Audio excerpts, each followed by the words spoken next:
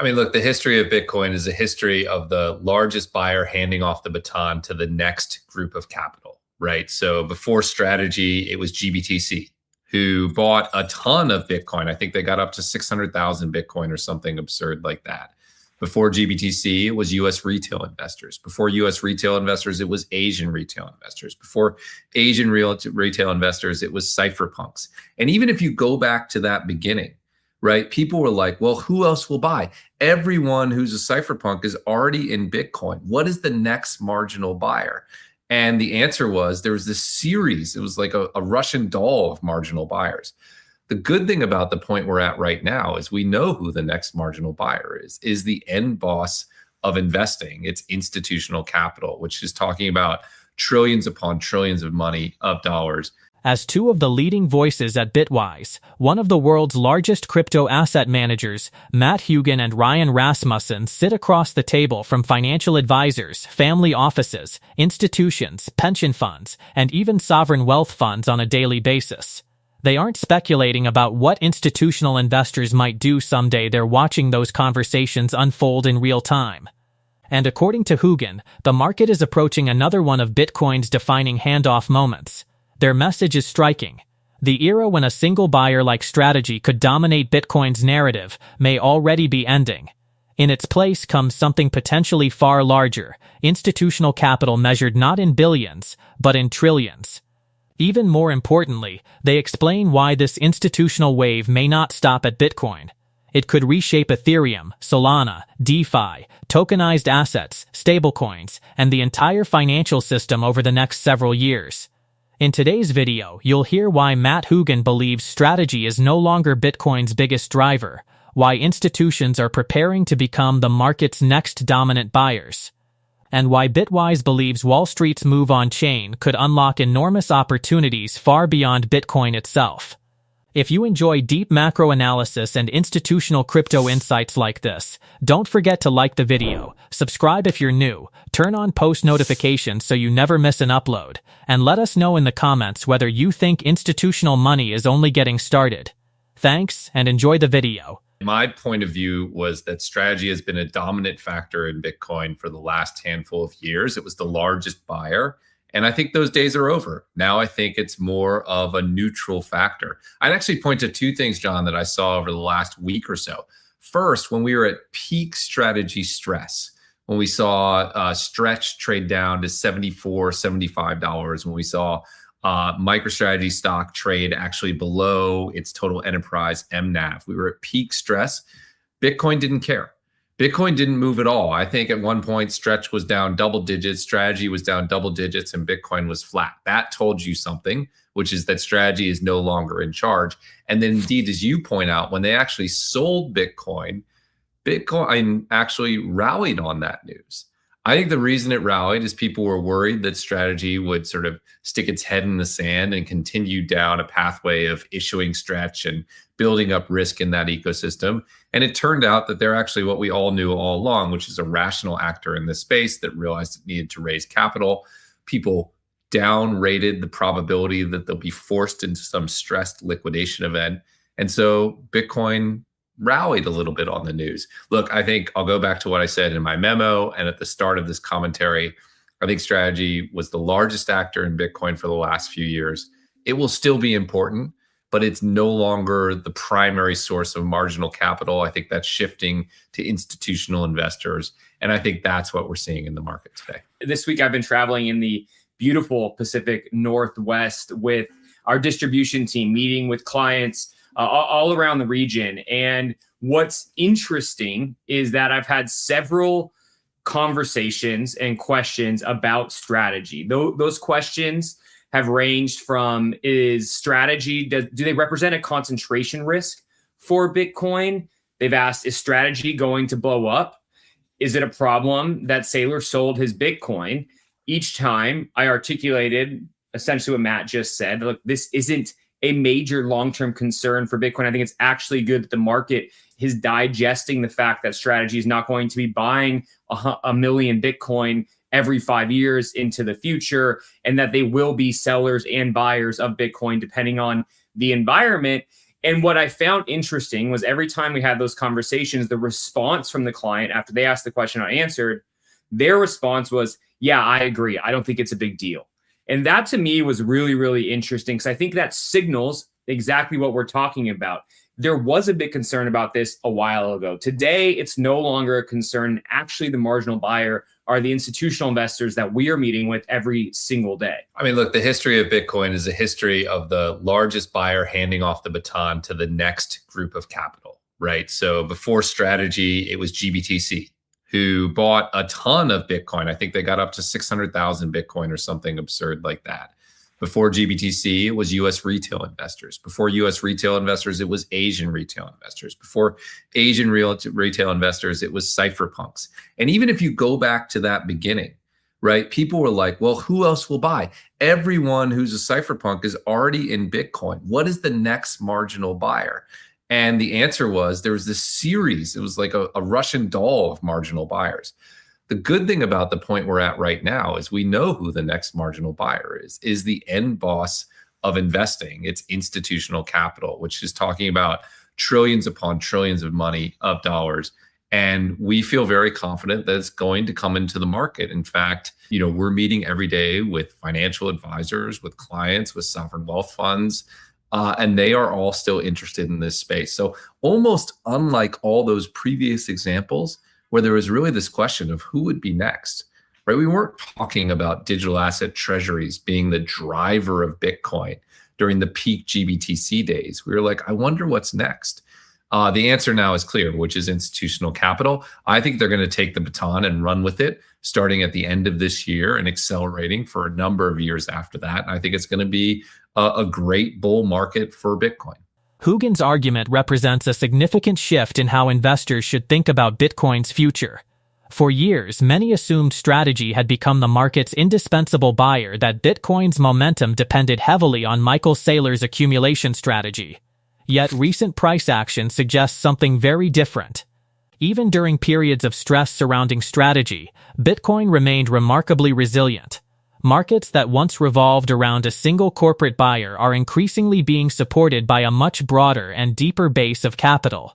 And if institutions are truly taking over as the next marginal buyers of Bitcoin, the next logical question becomes even more important. Where does the rest of that capital flow once Wall Street fully embraces digital assets?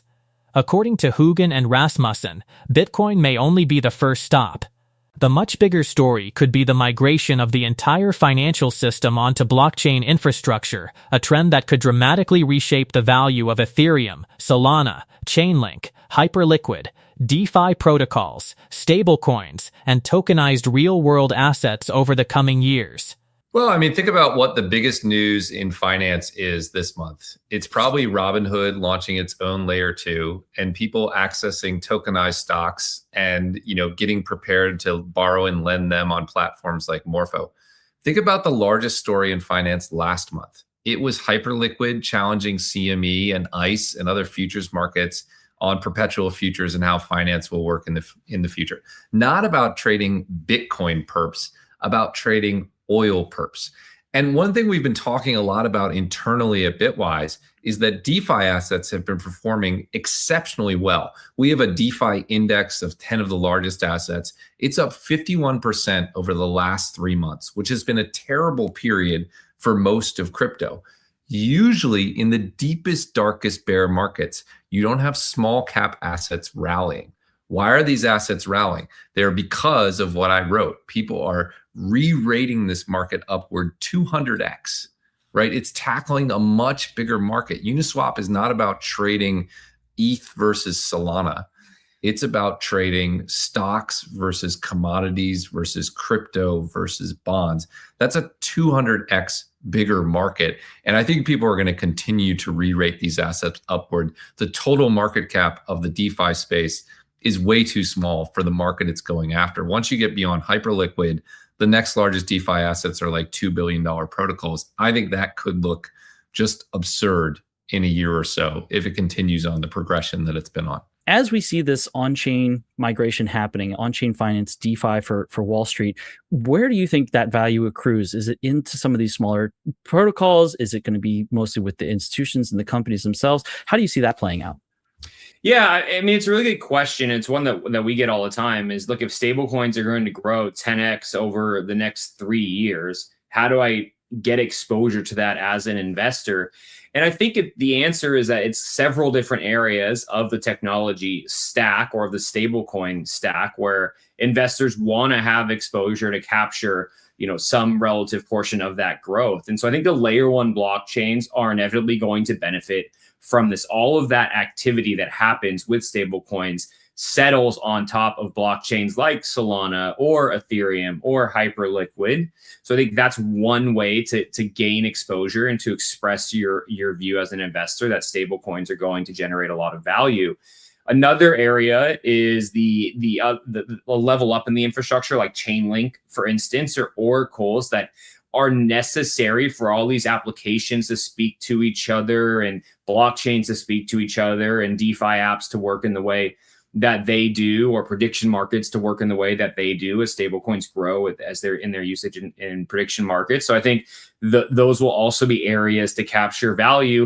And then, of course, stablecoin issuers, I think, will be large, beneficiaries from the growth of stablecoins. And that, is relatively clear, but like, think about the size of these markets. US stablecoin issuers are the 15th largest holder of US treasuries, right? That's like an insane number. It's more than Germany and Norway and UAE. And that means that they control an incredible amount of capital that's only going to grow.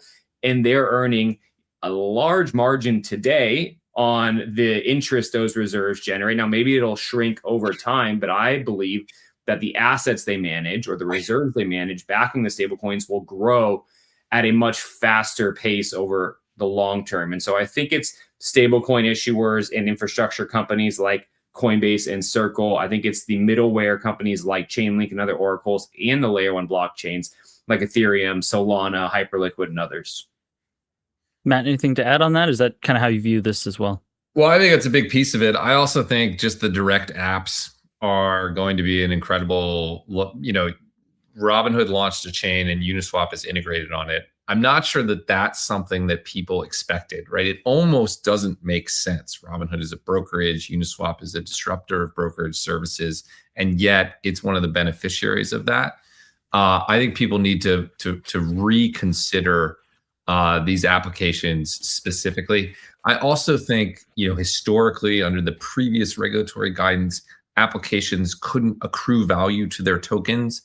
I think that has been suspended, and they're increasingly capturing value. Probably today is the worst they'll ever be in the future. I think they're going to continue to capture more and more value. So the only thing I would add on to what Ryan said is I think people have underestimated the app space in a couple of different ways. One, the size of it, not 2 trillion, 400 trillion. And second, the value capture, not zero, definitely more than zero. And I think when you combine those two, it looks pretty attractive. If there's one theme running through everything Matt Hougan and Ryan Rasmussen discussed, it's that crypto is becoming less about speculation and increasingly about infrastructure. Bitcoin remains the flagship asset drawing institutions into the space, but once those institutions arrive, they're inevitably exposed to everything else being built on chain. That's where the next phase of digital asset adoption may begin. What makes this cycle different is the sheer size of the opportunity. Previous Bitcoin bull markets were driven by retail investors, early adopters, crypto-native funds, and eventually public companies. The capital entering now comes from financial advisors managing retirement accounts, global asset managers overseeing trillions of dollars, insurance companies, sovereign wealth funds, and multinational financial institutions. Those are entirely different categories of buyers with vastly longer investment horizons and substantially deeper pockets. At the same time, Wall Street itself appears to be moving toward blockchain technology at an accelerating pace. Tokenized stocks, on-chain lending, stablecoins, decentralized exchanges, and blockchain-based financial infrastructure are no longer niche experiments.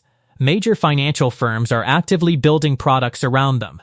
If that trend continues, the protocols powering this new financial architecture could see value accrue in ways the market is only beginning to appreciate. Whether every prediction plays out exactly as Hougan and Rasmussen expect remains to be seen. Markets never move in straight lines, and volatility will almost certainly remain part of the journey. But if they're right about institutional adoption becoming the dominant force over the next several years, then today's headlines may ultimately be remembered as the opening chapter of a much larger transformation, one where trillions of dollars gradually migrate into digital assets and blockchain-based finance. If you enjoyed this breakdown, please give the video a thumbs up. Subscribe to the channel if you haven't already, and click the notification bell so you never miss our latest crypto and macro analysis. Thanks for watching, and we'll see you in the next video.